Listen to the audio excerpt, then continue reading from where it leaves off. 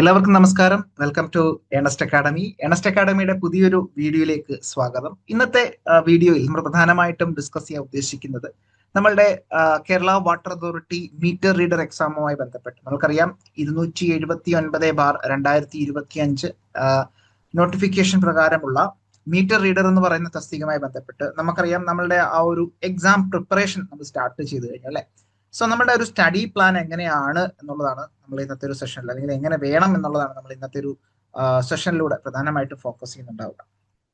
Okay, so അത്തരത്തിൽ നോക്കുകയാണെന്നുണ്ടെങ്കിൽ നമുക്കറിയാം കാറ്റഗറി നമ്പർ 279/2025 കേരള വാട്ടർ അതോറിറ്റിയിൽ മീറ്റർ റീഡർ തസ്തികയിലേക്ക് നമ്മളുടെ സ്കെയിൽ ഓഫ് പേ വന്നിട്ട് 25,800 മുതൽ 59,300 എന്നുള്ള തസ്തിക സ്കെയിൽ ഓഫ് പേ ആണെന്നുള്ളത് അറിയാം.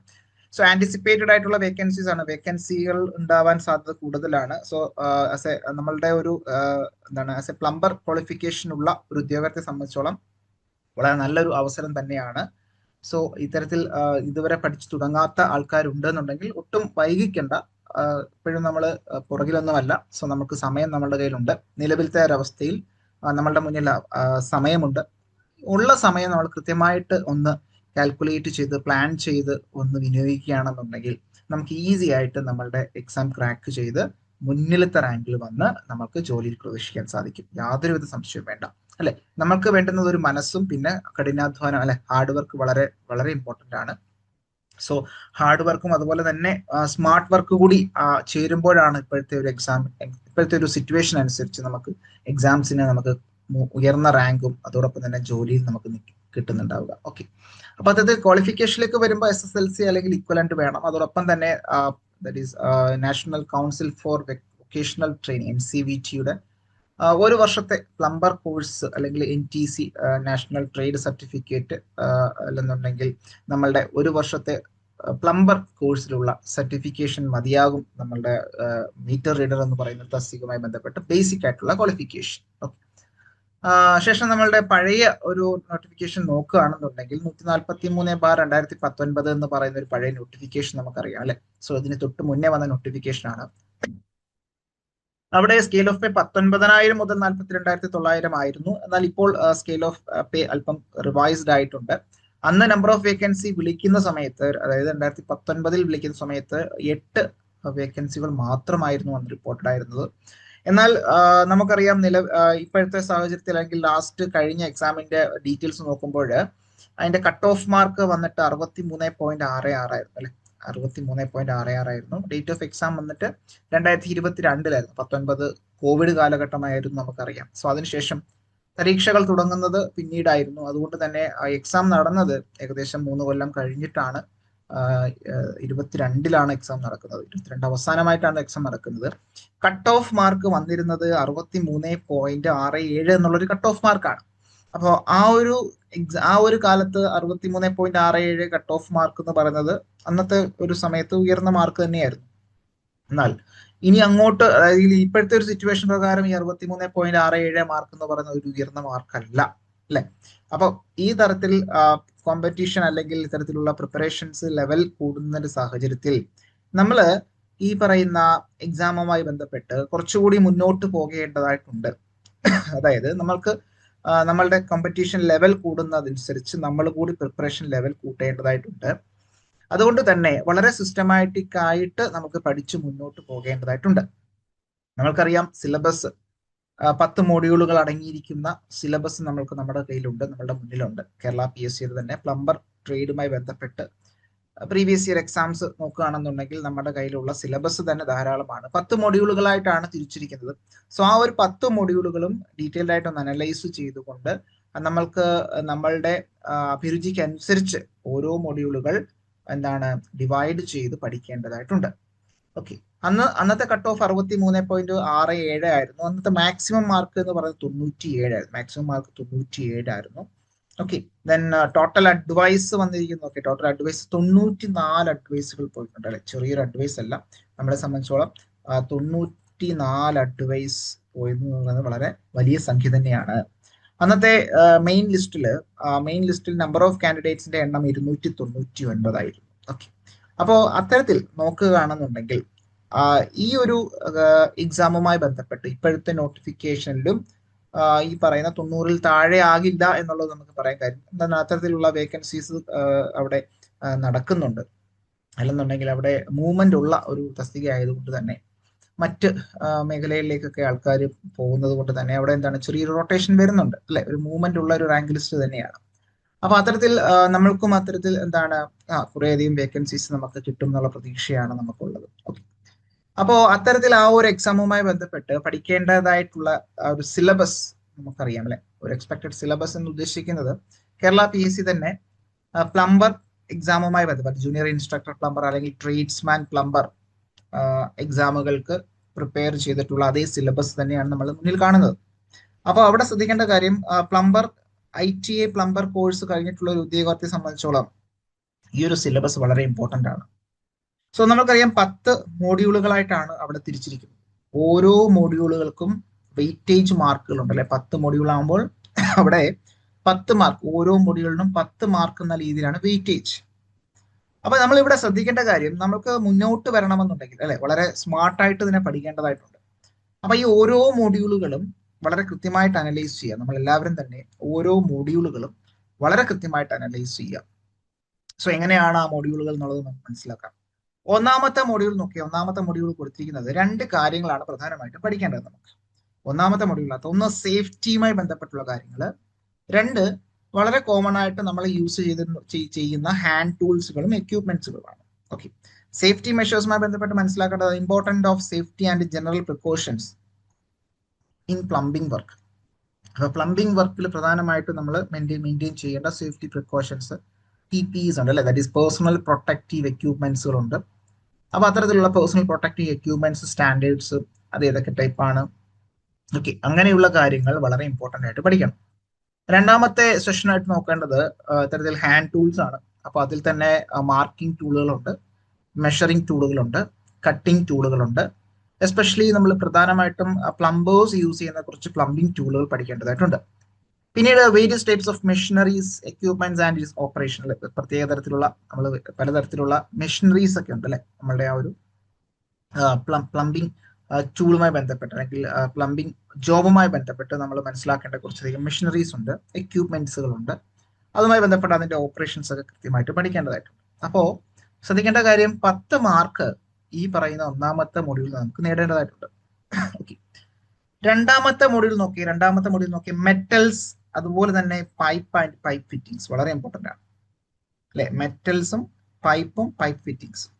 ഇപ്പൊ മെറ്റൽസ് എന്ന് ഉദ്ദേശിക്കുമ്പോൾ പ്രധാനമായിട്ടും ferrous metals, non ferrous metals.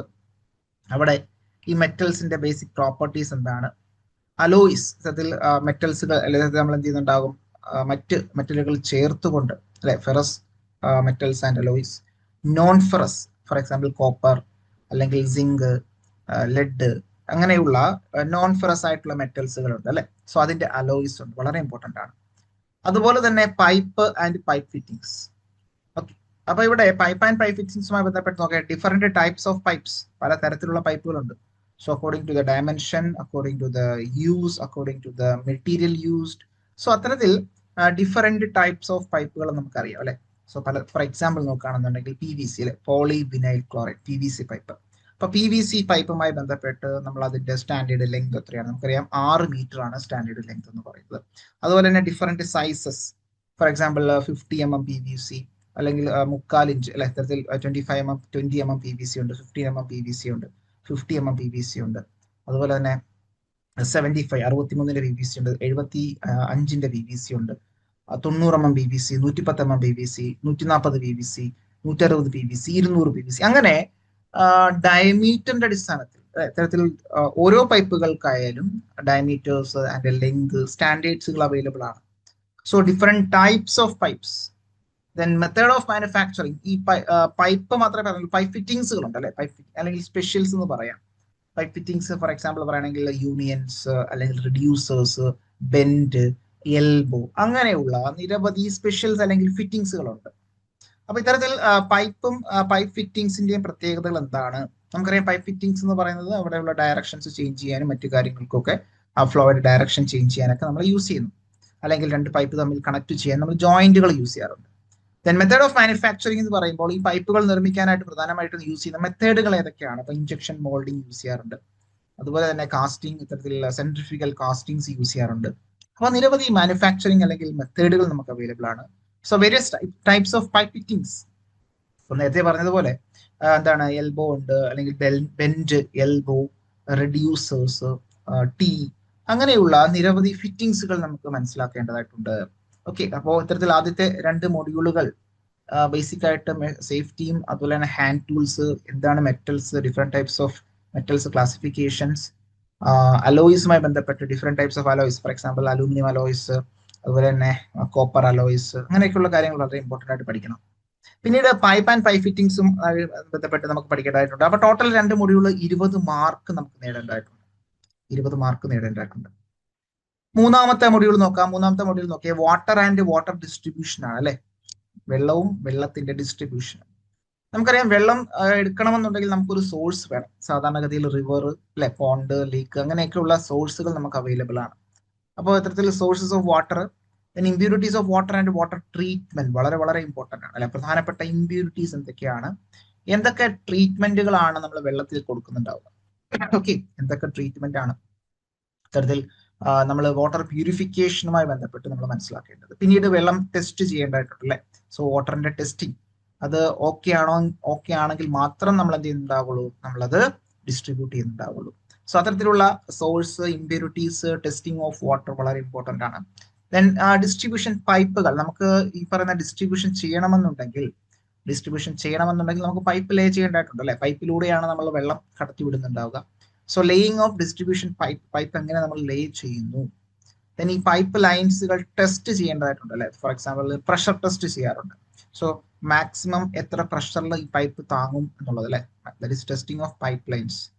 അതുപോലെ തന്നെ ഡൊമസ്റ്റിക് വാട്ടർ കണക്ഷൻ എങ്ങനെയാണ് ബേസിക് ആയിട്ട്. ഇപ്പം ഇത്തരത്തിൽ നമ്മൾ സാഡിൽസ് മെയിൻറ്റെയിൻ ചെയ്തുകൊണ്ട്, ഇപ്പൊ മെയിൻ ലൈനിൽ നിന്നും സാഡിൽ പോയിന്റ് ഇട്ടുകൊണ്ട് സാഡിൽ വഴി ഇത്തരത്തിൽ എന്താണ് 0.75 ഇഞ്ച് അല്ലെങ്കിൽ 3/4 ഇഞ്ച് ലൈനുകൾ നമ്മൾ എന്ത് ചെയ്യുന്നുണ്ടാവും അല്ലെ. സോ അതിനുശേഷം ഒരു വാൽവ് അല്ലെങ്കിൽ എയർ വാൽവ്, മീറ്റർ, മറ്റു ഒരു മീറ്റർ ഉണ്ടാകും. പിന്നീട് ഒരു ടാപ്പ് ഇട്ട് നമ്മൾ കൊടുക്കുക ചെയ്യും. അപ്പൊ അത്തരത്തിൽ എന്താണ് ഡൊമസ്റ്റിക് വാട്ടർ കണക്ഷനുമായി ബന്ധപ്പെട്ട് എങ്ങനെയാണ് അത് മനസ്സിലാക്കേണ്ടത്. അതിന്റെ റിസർവോയേഴ്സ് അല്ലെ, ഇത്തരത്തിലുള്ള സോഴ്സ് ഓഫ് വാട്ടറുമായി ബന്ധപ്പെട്ട് അതിന്റെ റിസർവോയേഴ്സുമായി ബന്ധപ്പെട്ടുള്ള കാര്യങ്ങൾ പഠിക്കണം. അപ്പൊ അവിടെയും നിങ്ങൾ നോക്കി 10 മാർക്കാണ് അതിന്റെ ഒരു വെയിറ്റേജ് കൊടുത്തിരിക്കുന്നത് അല്ലെ, വെയിറ്റേജ് കൊടുത്തിരിക്കുന്നത്. അപ്പോൾ വാട്ടർ ആൻഡ് വാട്ടർ ഡിസ്ട്രിബ്യൂഷൻ വളരെ ഇമ്പോർട്ടൻറ്റ്. നമ്മൾ ആദ്യം കണ്ടത് safety precautions, basic hand tools കണ്ടു.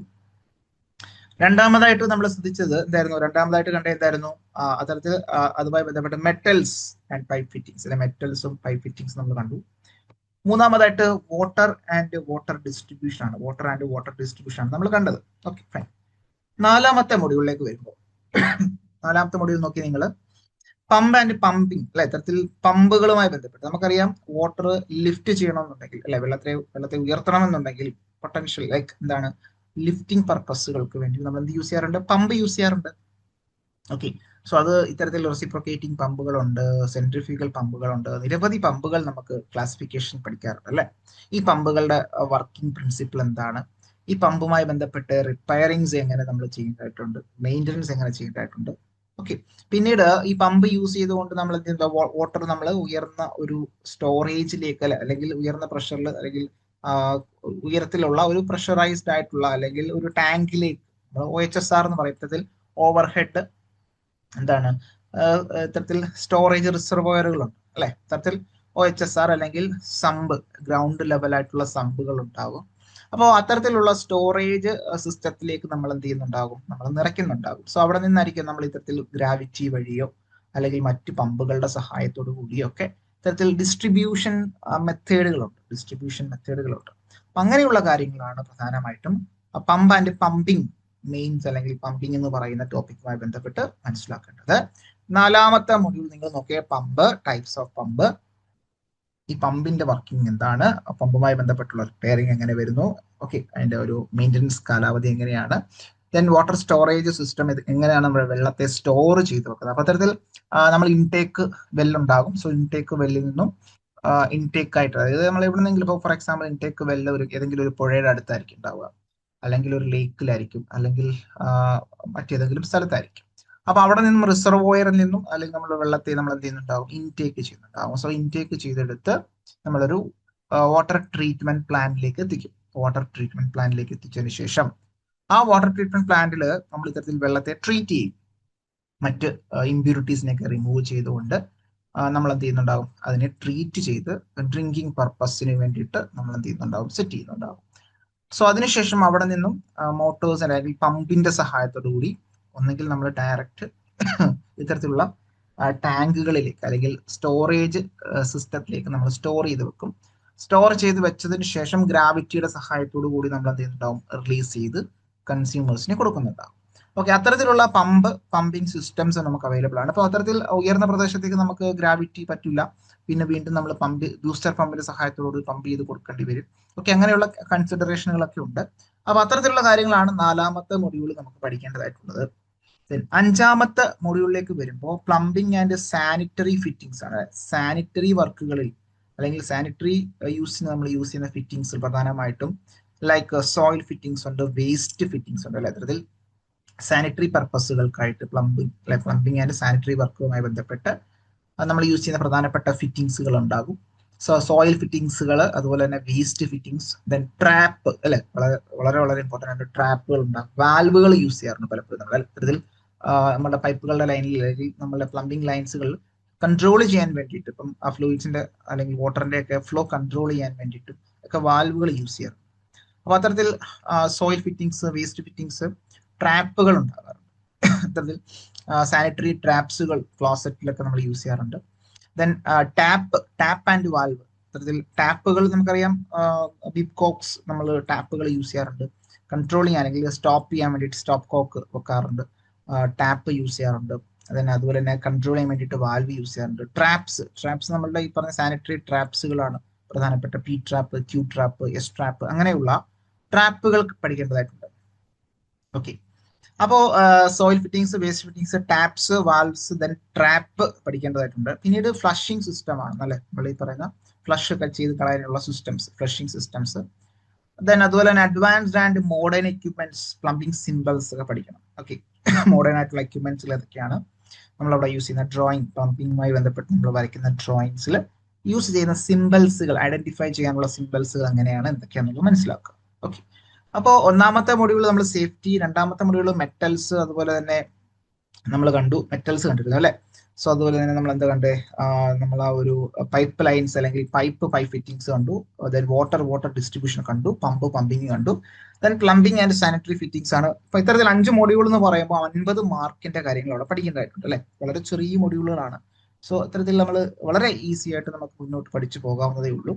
ഓക്കെ, ദെൻ 6ാമത്തെ മൊഡ്യൂൾ എന്ന് പറയുമ്പോൾ ഫാസ്റ്റനേഴ്സ് ആണ്. ഫാസ്റ്റനിങ് മെത്തേഡുകൾ ഉണ്ടാവും അല്ലെ. ഇത്തരത്തിൽ നെറ്റ്, ബോൾട്ട്, അങ്ങനെയുള്ള ഫാസ്റ്റനിങ് മെത്തേഡുകൾ. പ്രധാനമായിട്ടും ഫാസ്റ്റനിങ് എന്ന് പറയുമ്പോൾ ടെമ്പററി ഫാസ്റ്റനിങ് ഉണ്ട്, പെർമനന്റ് ആയിട്ടുള്ള ഫാസ്റ്റനിങ് ഉണ്ട്.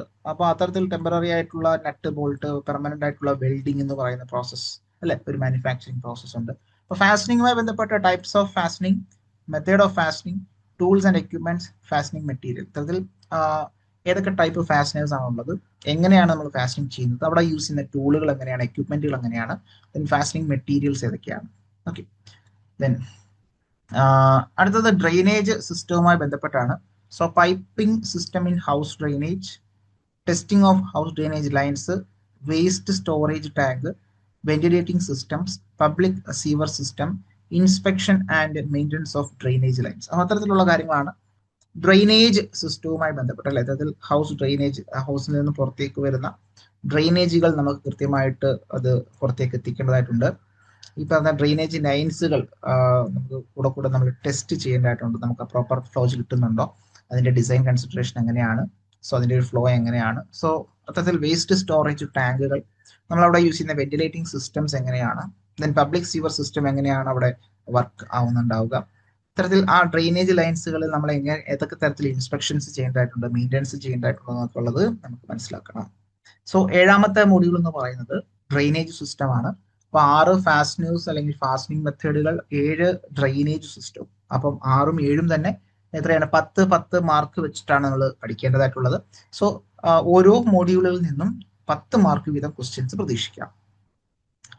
8ാമത്തെ മൊഡ്യൂൾ നോക്കിയേ, joining and laying of pipe lines.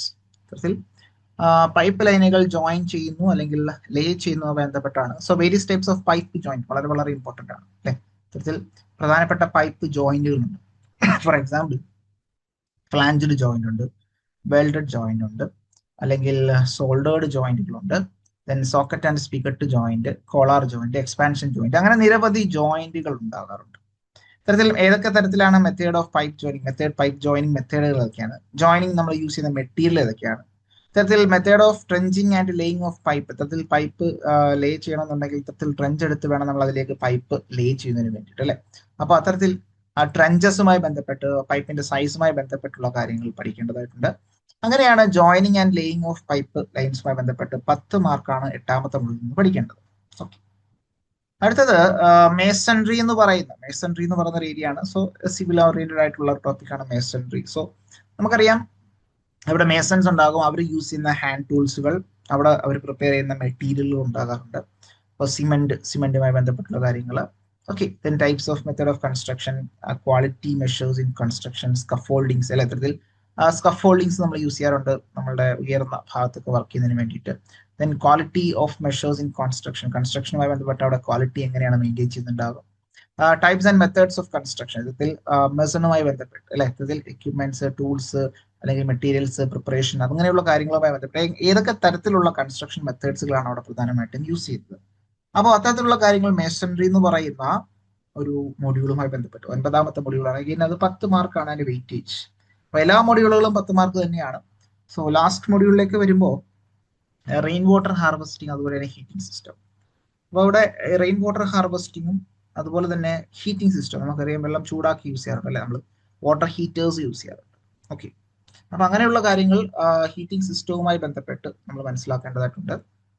So water heaters, then അവിടെ കോൾഡ് വാട്ടർ ഡിസ്ട്രിബ്യൂഷൻ ഉണ്ടാകും, ഹോട്ട് വാട്ടർ ഡിസ്ട്രിബ്യൂഷൻ ഉണ്ടാകും, സോളാർ വാട്ടർ ഹീറ്റേഴ്സ് ഉണ്ടാകും, ദെൻ ഹീറ്റ് ആൻഡ് ടെമ്പറേച്ചർ, എന്താണ് ഹീറ്റ്, ടെമ്പറേച്ചർ എന്താണ്, സോ ഹീറ്റ് ആൻഡ് ടെമ്പറേച്ചറുമായി ബന്ധപ്പെട്ട് വളരെ ബേസിക് കാര്യങ്ങൾ.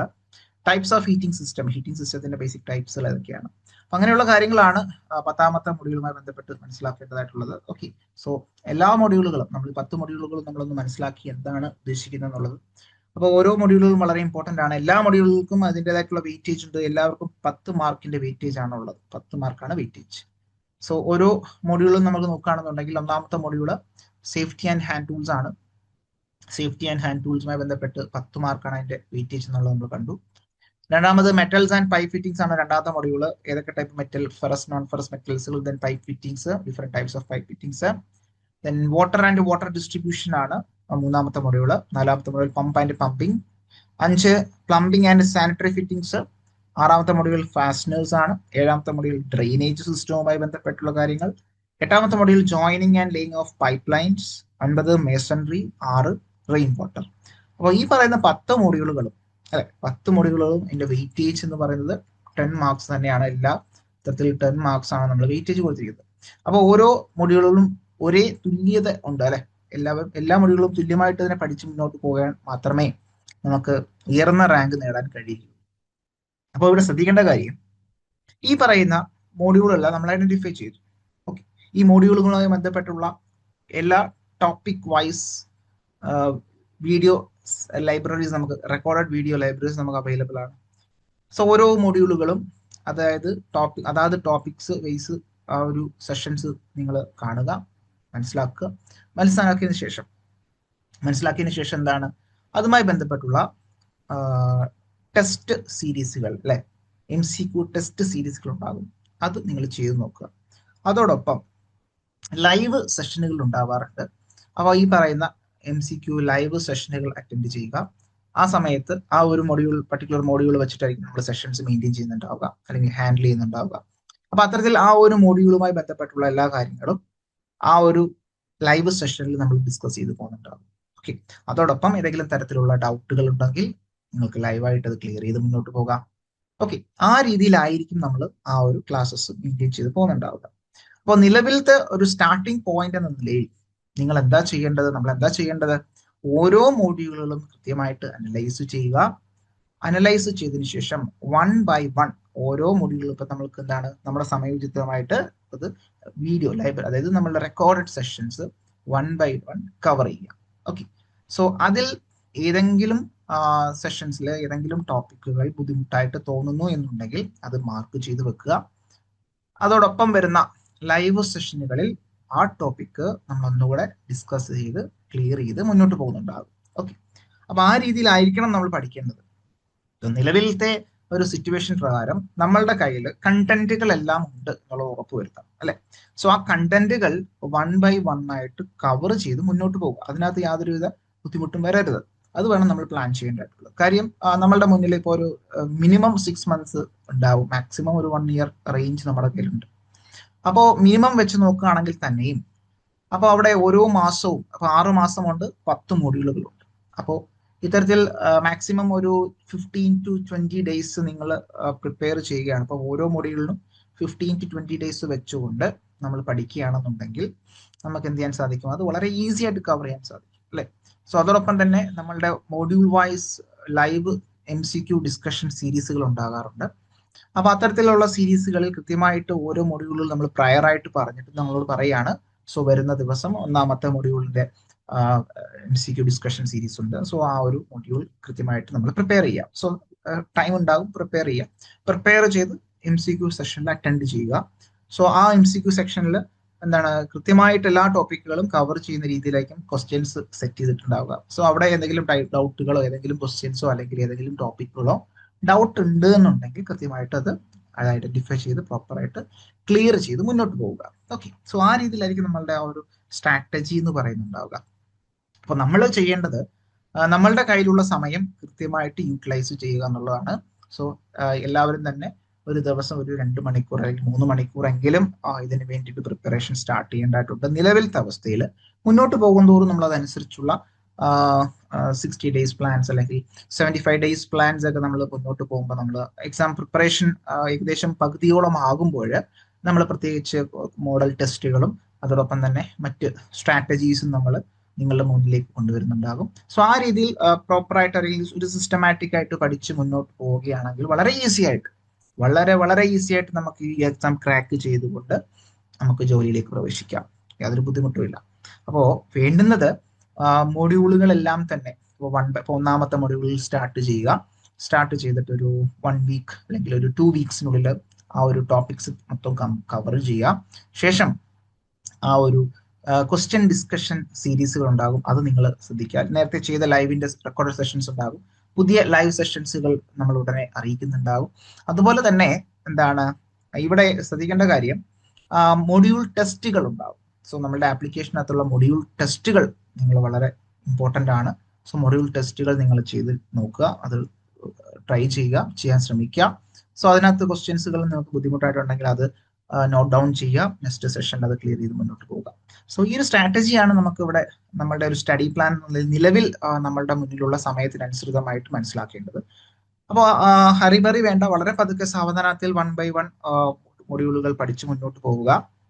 ഓക്കെ, സോ അത്തരത്തിൽ ഈ പറയുന്ന 10 മൊഡ്യൂളുകളും നിങ്ങൾക്ക് ക്ലിയർ ചെയ്യാൻ സാധിക്കും. അപ്പൊ ആ രീതിയിലായിരിക്കും നമ്മൾ സ്ട്രാറ്റജി മെയിൻറ്റെയിൻ ചെയ്യുന്നുണ്ടാവുക. Okay, fine. സോ നേരത്തെ പറഞ്ഞതുപോലെ സിലബസ് കൃത്യമായിട്ട് അനലൈസ് ചെയ്യുക, മോഡ്യൂൾ വെയിറ്റേജ് അനുസരിച്ച് ഡിവൈഡ് ചെയ്യുക. ഇവിടെ തുല്യമായിട്ടുള്ള വെയിറ്റേജ് ആണ്, സംശയമൊന്നും വേണ്ട. അപ്പൊ അതുകൊണ്ട് തന്നെ എല്ലാ മോഡ്യൂളുകളും വളരെ ഇമ്പോർട്ടൻ്റ് ആണ്. സോ സ്റ്റഡി മെറ്റീരിയൽസ് നമ്മുടെ അവൈലബിൾ ആണ്. സോ അത് നിങ്ങൾക്ക് യൂസ് ചെയ്യാം. മറ്റു ടെക്സ്റ്റ് ബുക്കുകൾ, സ്റ്റാൻഡേർഡ് ആയിട്ടുള്ള ടെക്സ്റ്റ് ബുക്കുകൾ, നിങ്ങി ടെക്സ്റ്റ് ബുക്ക് ഉണ്ട്, സോ അത് യൂസ് ചെയ്യാൻ പറ്റും. ഓക്കെ, പിന്നീട് ടൈം ടേബിൾ പ്രകാരം, അതായത് നമ്മുടെ കണ്ടന്റ് കൃത്യമായിട്ട് ടൈം ടേബിൾ അടിസ്ഥാനത്തിൽ എന്താണ് അത് പഠിച്ച് മുന്നോട്ട് പോകുക, അല്ലെങ്കിൽ അത് കവർ ചെയ്ത് പോവുക. ഓക്കെ, അപ്പൊ അത്തരത്തിൽ ഒരു 1 വീക്ക് കൊണ്ട് വളരെ ഈസി ആയിട്ട് അത് കവർ ചെയ്യാൻ സാധിക്കും. സോ 1 വീക്ക് കൊണ്ട് അത് കവർ ചെയ്യുക. നെക്സ്റ്റ് വീക്കിൽ അതുമായി ബന്ധപ്പെട്ടുള്ള ക്വസ്റ്റ്യൻസ് കൃത്യമായിട്ട് ചെയ്ത് നോക്കുക. ഓക്കെ, അപ്പൊ അതിനുശേഷം അത് വീണ്ടും റിവൈസ് ചെയ്യുക. സോ മാക്സിമം ക്വസ്റ്റ്യൻ ആൻസേഴ്സ് നമ്മൾ ടോപ്പിക്കുമായി ബന്ധപ്പെട്ട് മനസ്സിലാക്കുക. വീക്കിലി റിവൈസ് ചെയ്യുക, അല്ലെ? നമ്മുടെ നോട്ട്സ് പ്രിപ്പയർ ചെയ്യുക, വീക്കിലി അത് റിവൈസ് ചെയ്യുക, പ്രീവിയസ് ക്വസ്റ്റ്യൻസ് പ്രാക്ടീസ് ചെയ്യുക, അത് സോൾവ് ഔട്ട് ചെയ്യുക. അങ്ങനെയുള്ള കാര്യങ്ങളാണ് പ്രധാനമായിട്ടും നമുക്ക് നിലവിലത്തെ അവസ്ഥയിൽ വേണ്ടുന്നത്. ഓക്കെ, അപ്പോൾ ഇത്തരത്തിലുള്ള ഒരു സ്ട്രാറ്റജി ആണ് നമ്മൾ ഫോളോ ചെയ്യുന്നുള്ളത് മനസ്സിലാക്കാം. റെഫറൻസിലേക്ക് വരുമ്പോൾ അവിടെ പ്രധാനമായിട്ടും പ്ലംബറിന്റെ നിമിയുടെ ടെക്സ്റ്റ് ബുക്കാണ് NSQF level 4 volume 1 and 2 trade. നമുക്കറിയാം 1 വർഷത്തെ കോഴ്സാണ്. സോ 2 സെമസ്റ്ററുകളായിട്ടാണ് ഡിവൈഡ് ചെയ്തിട്ടുണ്ടാവുക. അത്തരത്തിൽ നമ്മളുടെ ആ ഒരു ട്രേഡ് തിയറിയുമായി ബന്ധപ്പെട്ടുള്ള ടെക്സ്റ്റ് ബുക്ക് അവൈലബിൾ ആണ്. സോ അത് നമ്മൾ വാങ്ങിച്ചു വെക്കുക, അല്ലെങ്കിൽ അതിന്റെ സെറോക്സ് എടുക്കുക. സോ അത് നിങ്ങൾ കൃത്യമായിട്ട് ഫോളോ ചെയ്യുക. അത്തരത്തിൽ മറ്റ് ബുക്കുകൾ നമുക്ക് റെഫറൻസിന് വേണ്ടി അവൈലബിൾ ആണ്. സോ ഏഷ്യൻ പബ്ലിക്കേഴ്സ് അല്ലെങ്കിൽ NK പബ്ലിഷേഴ്സിന്റെ ഒക്കെ ബുക്കുകൾ അവൈലബിൾ ആണ്. സോ നിങ്ങൾക്കത് ഫർദർ റെഫറൻസ് ബുക്ക് എന്ന നിലയിൽ മാത്രം അത് കൺസിഡർ ചെയ്യുക. പക്ഷെ ടെക്സ്റ്റ് ബുക്ക് എന്നുള്ളത് പക്ക നമ്മളുടെ നിമി ടെക്സ്റ്റ് ബുക്ക് തന്നെ ഫോളോ ചെയ്യാൻ ശ്രമിക്കുക കേട്ടോ. Okay, fine. പിന്നീട് നിങ്ങൾക്ക് MCQ ക്വസ്റ്റ്യൻസുകൾ നിങ്ങൾക്ക് ചെയ്ത് നോക്കണമെന്നുണ്ടെങ്കിൽ മറ്റ് വെബ്സൈറ്റുകൾ അവൈലബിൾ ആണ്. textbook.com, examveda.com, San foundry, Byju's, Bharat skills, objective books, അങ്ങനെയുള്ള നിരവധി ഫ്രീ അല്ലെങ്കിൽ പെയ്ഡ് വെബ്സൈറ്റുകളൊക്കെ ഉണ്ട്. സോ നിങ്ങൾ അതുവഴി നമുക്ക് മാക്സിമം ക്വസ്റ്റ്യൻസുകളൊക്കെ നിങ്ങൾക്ക് ചെയ്ത് നോക്കാവുന്നതേ ഉള്ളൂ. സോ അതൊന്നും മനസ്സിൽ വെച്ചിരുന്നാൽ മതിയാകും. ഇനി എപ്പോൾ തുടങ്ങണമെന്നുള്ളത്, തുടങ്ങാൻ നമ്മൾ ഇനി താമസിക്കേണ്ട. നിലവിലത്തെ അവസ്ഥയിൽ നിലവിലത്തെ ഒരു സിറ്റുവേഷനിൽ നമുക്ക് തുടങ്ങാൻ പറ്റിയ ഒരു അറ്റ്മോസ്ഫിയർ തന്നെയാണ് ഉള്ളത്. ഓക്കെ, അപ്പൊ അതുകൊണ്ട് തന്നെ എത്രയും പെട്ടെന്ന് തന്നെ എത്രയും പെട്ടെന്ന് തന്നെ സ്റ്റാർട്ട് ചെയ്തോളൂ. ഒന്നാമത്തെ മൊഡ്യൂളിൽ നിന്ന് തന്നെ നമുക്ക് ഇത്തരത്തിൽ മുന്നോട്ട് പോകേണ്ടതായിട്ടുണ്ട്. വളരെ ബേസ് ലെവലിൽ നിന്ന് തന്നെ മുന്നോട്ട് പോവുക. സമയമെടുത്ത് വീഡിയോ സെഷൻസുകൾ കവർ ചെയ്യുക, ഡൗട്ട്സുകൾ നോട്ട് ഡൗൺ ചെയ്യുക, മാക്സിമം ക്വസ്റ്റ്യൻ ഡിസ്കഷൻ സീരീസുകൾ അറ്റൻഡ് ചെയ്യുക. ക്വസ്റ്റ്യൻസ് നമ്മളുടെ മൊഡ്യൂൾ ടെസ്റ്റുകൾ നിങ്ങൾ അത് ട്രൈ ചെയ്ത് നോക്കുക. എല്ലാവരും തന്നെ അത് എക്സാംസ് ട്രൈ ചെയ്ത് നോക്കുക.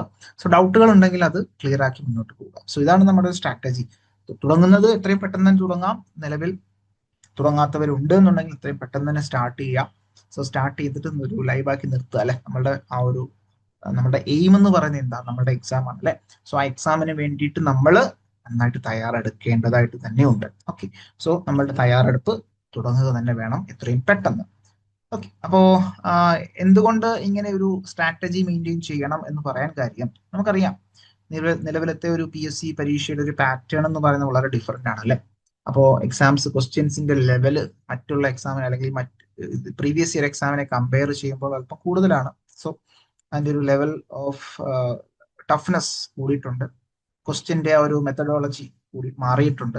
സോ അത് statement level exams, statement level questions, ചെറിയ ചെറിയ പ്രോബ്ലംസ്, അങ്ങനെയൊക്കെയുള്ള കാര്യങ്ങളിലേക്ക് എത്തുന്നുണ്ട്. അപ്പൊ അത്തരത്തിൽ നമ്മൾ അതിന് വേണ്ടിയിട്ട് കൂടി പ്രിപ്പയർ ചെയ്യണം. ആ രീതിയിലുള്ള എക്സാംസിന് വേണ്ടി പ്രിപ്പയർ ചെയ്യേണ്ടതായിട്ടുണ്ട്.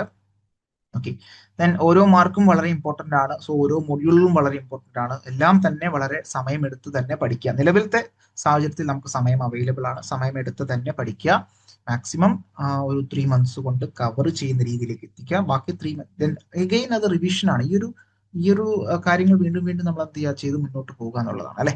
അഗെയിൻ അത് വീണ്ടും റിവിഷനായിട്ട് തന്നെ മെയിൻറ്റെയിൻ ചെയ്യുക. വീണ്ടും ഒന്നുള്ള രീതിയിൽ ഒന്നാമത്തെ മൊഡ്യൂളിൽ നിന്ന് സ്റ്റാർട്ട് ചെയ്യുക. ആ സമയത്ത് കൂടുതൽ അധികം പോയിന്റുകൾ ആഡ് ചെയ്യുക, അഡ് ഓൺ ചെയ്യുക. അങ്ങനെ ഇത്തരത്തിൽ കൃത്യമായിട്ട് നമ്മളുടെ റിസോഴ്സസ് യൂസ് ചെയ്തുകൊണ്ട് നമ്മൾ ആ ഒരു സ്ട്രാറ്റജി മെയിൻറ്റെയിൻ ചെയ്ത് നോട്ട്സുകൾ പ്രിപ്പയർ ചെയ്ത് മുന്നോട്ട് പോവുക എന്നുള്ളതാണ്. സോ എനിവേ നമ്മളുടെ എയിം എക്സാം ആണ്. സോ എക്സാമിന് വേണ്ടി വളരെ നന്നായിട്ട് നമ്മളുടെ ഒരു ലെവലിൽ കൃത്യമായിട്ട് പഠിച്ച് മുന്നോട്ട് പോകേണ്ടതായിട്ടുണ്ട്. Okay, fine. അപ്പോൾ അത്തരത്തിൽ പ്രാക്ടീസ് ചെയ്യുക, മോക്ക് ടെസ്റ്റുകൾ അറ്റൻഡ് ചെയ്യുക, നോട്ട് റിവൈസ് ചെയ്യുക, നിങ്ങൾ പ്രിപ്പയർ ചെയ്ത നോട്ട് റിവൈസ് ചെയ്യുക, MCQ ക്വസ്റ്റ്യൻസ് മാക്സിമം അറ്റൻഡ് ചെയ്യാൻ ശ്രമിക്കുക. ഷോർട്ട് നോട്ടുകൾ നിങ്ങൾ റൈറ്റ് ഡൗൺ ചെയ്ത് സൂക്ഷിക്കുക. അത് നന്നായിട്ട് അത് റിവൈസ് ചെയ്യുക. ഓക്കെ, ഇത്തരത്തിൽ സബ്ജക്ട്സുമായി ബന്ധപ്പെട്ട് ഇവിടെ എല്ലാം കോമൺ ആയിട്ടുള്ള സബ്ജക്റ്റുകളാണ്, അല്ലെങ്കിൽ സെയിം വെയിറ്റേജ് ആണ്. എല്ലാ മൊഡ്യൂളുകളും 10 മാർക്കിന്റെ വെയിറ്റേജ് തന്നെയാണ്. എല്ലാ മൊഡ്യൂളുകളും വളരെ ഇമ്പോർട്ടന്റ് ആണ്. സോ അത് വൃത്തിയായിട്ട് പഠിച്ച് മുന്നോട്ട് പോവുക എന്നുള്ളതേ ഉള്ളൂ. കൃത്യമായിട്ട് റിവൈസ് ചെയ്യുക, പ്രാക്ടീസ് ചെയ്യുക. ഓക്കെ, എന്തെങ്കിലും ഡൗട്ട്സുകൾ ഉണ്ടെങ്കിൽ അത് ക്ലിയർ ചെയ്യുക. സോ ലൈവ് സെഷൻസുകൾ ഉണ്ടാകും. സോ ലൈവ് സെഷൻസിൽ MCQ ഡിസ്കഷനുകൾ ഉണ്ടാകും. സോ ആ സമയങ്ങളിൽ കൃത്യമായിട്ട് പഠിച്ച് ഡൗട്ടുകളൊക്കെ ക്ലിയർ ചെയ്ത് മുന്നോട്ട് പോവുക. ഓക്കെ, സോ ഇതാണ് നമുക്ക് നിലവിലത്തെ ഒരു സ്ട്രാറ്റജി എന്ന് പറയുന്നത്. വരും ദിവസങ്ങളിൽ നമ്മൾ കൃത്യമായിട്ട് എക്സാംസ് അടുക്കുന്ന സമയത്തോടുകൂടി നിലവിലത്തെ സ്ട്രാറ്റജി എന്ന് പറഞ്ഞാൽ അല്പം ഭിന്നമായിട്ട് അല്ലെങ്കിൽ ഒരു ചേഞ്ച് ആയിട്ട് നമ്മൾ എന്ത് ചെയ്യുന്നുണ്ടാവും, ഡേയ്സ് വെച്ചുകൊണ്ടുള്ള രീതിയിലേക്കുള്ള സ്ട്രാറ്റജിയിലേക്ക് പോകും. അപ്പോൾ ഇവിടെ തുടക്കം എന്ന നിലയിൽ ഇത്രയും പെട്ടെന്ന് തന്നെ നമ്മളുടെ പഠിപ്പ് തുടങ്ങുക എന്നുള്ളതാണ്, നമ്മുടെ പ്രിപ്പറേഷൻ തുടങ്ങുക എന്നുള്ളതേ ഉള്ളൂ നമുക്ക് ചെയ്യേണ്ടതായിട്ടുള്ളത്. സോ അതിനുള്ള കണ്ടന്റുകൾ നമ്മൾ ഓൾറെഡി പ്രിപ്പയർ ആക്കി നിങ്ങളുടെ മുന്നിലേക്ക് എത്തിച്ചിട്ടുണ്ട്. അപ്പോൾ അവിടെ ശ്രദ്ധിക്കേണ്ട കാര്യം, ഈ ഓരോ മോഡ്യൂളുകളും വളരെ ബേസ് ലെവലിലുള്ള റെക്കോർഡഡ് സെഷൻസ് ആണ് ഉണ്ടാവുക. സോ നമുക്ക് അറിയാവുന്ന കാര്യങ്ങൾ ഉണ്ടാകും, അറിയാത്ത കാര്യങ്ങൾ ഉണ്ടാകും. സോ അത് കീപ്പ് ഓൺ ഗോയിങ് അല്ലെ, അതൊരു രീതിയിൽ പഠിച്ചു മുന്നോട്ട് പോവുക. ശേഷം അതിന്റെ ടെസ്റ്റുകൾ സീരീസുകൾ ഉണ്ടാവും, അത് നിങ്ങൾ ചെയ്ത് നോക്കുക. ഓക്കെ, ഡൗട്ട്സുകൾ ക്ലിയർ ചെയ്യുക. മെന്ററുമായിട്ട് നിങ്ങൾക്ക് പ്രോപ്പർ ആയിട്ടുള്ള കമ്മ്യൂണിക്കേഷൻ നിങ്ങൾക്ക് ഉണ്ടാകും. സോ ഏതെങ്കിലും തരത്തിലുള്ള ഡൗട്ടുകൾ ഉണ്ടെങ്കിൽ അത് അന്നേരം ക്ലിയർ ചെയ്ത് പോവുക. ക്വസ്റ്റ്യൻസിനകത്ത് ഉണ്ടാകുന്ന ഡൗട്ടുകൾ ക്ലിയർ ചെയ്യുക. ടോപ്പിക്സ് അല്ലെങ്കിൽ കണ്ടന്റിൽ ഉണ്ടാകുന്ന ഡൗട്ടുകളൊക്കെ ആണെങ്കിൽ നമ്മൾ അതൊരു സെഷനായിട്ട് തന്നെ നമുക്കത് മെയിൻറ്റെയിൻ ചെയ്യാൻ സാധിക്കും. ഓക്കെ, എനിവേ ഇത്രയും പെട്ടെന്ന് നിങ്ങൾ തുടങ്ങാത്തവരുണ്ടെങ്കിൽ തുടങ്ങിയിട്ടുള്ളവർ കൃത്യമായിട്ട് അത് കണ്ടിന്യൂ ചെയ്ത് പൊക്കോളൂ. സോ നമുക്ക് നമ്മളുടെ എക്സാമിന്റെ പ്രിപ്പറേഷൻ തുടങ്ങിക്കഴിഞ്ഞു. എല്ലാവരും ഒരുമിച്ച് നന്നായിട്ട് പഠിച്ചാൽ നമുക്ക് എന്താണ് ഇത്തരത്തിൽ പ്രാക്ടീസ് ചെയ്ത് കഴിഞ്ഞാൽ കൃത്യമായിട്ട് നമ്മളുടെ എയിമിൽ എത്താൻ സാധിക്കും. ഓക്കെ, ഒരിക്കൽ കൂടി എല്ലാവർക്കും ഇന്നത്തെ ഈ ഒരു വീഡിയോ അറ്റൻഡ് ചെയ്ത എല്ലാവർക്കും നന്ദി. എല്ലാവരും നന്നായിട്ട് പഠിക്കുക. എല്ലാവർക്കും നല്ല രീതിയിൽ പരീക്ഷ എഴുതാൻ സാധിക്കട്ടെ. എല്ലാ ഭാവങ്ങളും നേരുന്നു. നന്ദി, നമസ്കാരം.